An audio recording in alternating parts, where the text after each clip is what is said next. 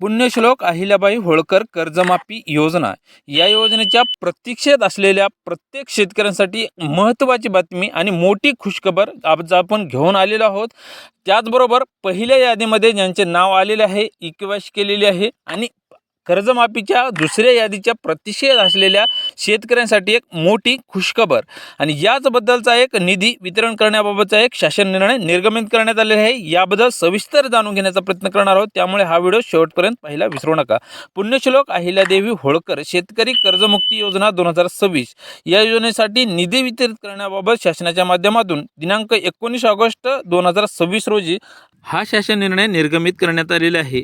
पुण्यश्लोक अहिल्यादेवी होळकर कर्जमाफी योजना 2026 या योजनेअंतर्गत पहिल्या यादीमध्ये ज्यांची नावे आलेली आहेत आणि प्रत्येक शेतकऱ्यांनी के.वाय.सी पूर्ण करणे अनिवार्य आहे आणि ज्या शेतकऱ्यांची के.वाय.सी अद्याप देखील पूर्ण झालेली नाही त्यांनी लवकरात लवकर ई-के.वाय.सी पूर्ण करून घेणे महत्त्वाचे आहे आणि ज्या शेतकऱ्यांची ई-के.वाय.सी पूर्ण झालेली आहे अशा अनेक शेतकऱ्यांच्या खात्यामध्ये ही रक्कम येण्यास सुरुवात झालेली आहे। काही शेतकऱ्यांच्या खात्यामध्ये ही रक्कम आलेली देखील आहे। त्यामध्ये आता या राज्य शासनाच्या माध्यमातून या कर्जमाफी योजनेसाठी 20,552 कोटी इतका निधी मंजूर करून देण्यात आलेला आहे। त्यामधील साधारणली 13,551 कोटी इतका निधी राज्य शासनाकडे शिल्लक आहे।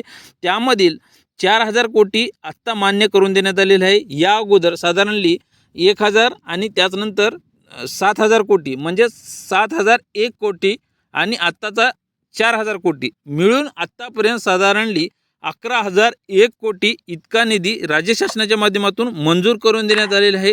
ज्या शेतकऱ्यांची ई-के.वाय.सी पूर्ण झालेली आहे त्या शेतकऱ्यांच्या खात्यामध्ये जवळपास ही रक्कम आलेली आहे आणि ज्या शेतकऱ्यांची ई-के.वाय.सी पूर्ण झालेली नसेल त्यांच्या खात्यामध्ये अद्याप देखील ही रक्कम आलेली नाही। त्या शेतकऱ्यांनी ई-के.वाय.सी पूर्ण करून घेणे गरजेचे आहे।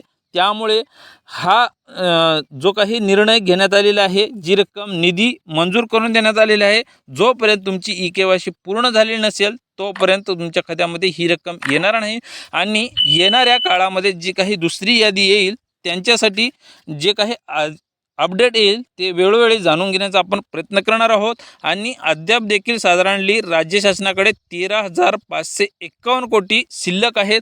येणाऱ्या यादीमध्ये ज्यांचे नाव आलेले नाही त्या येणाऱ्या दुसऱ्या यादीमध्ये ज्यांचे नाव येईल त्यांच्या टेस्टसाठी हा निधी वेळोवेळी मंजूर करून देण्यात येईल आणि याबद्दलची आज एक महत्त्वाची शासन निर्णय निर्गमित करण्यात आलेला आहे। त्याबद्दल आज आपण थोडक्यात जाणून घेण्याचा प्रयत्न केलेला आहोत।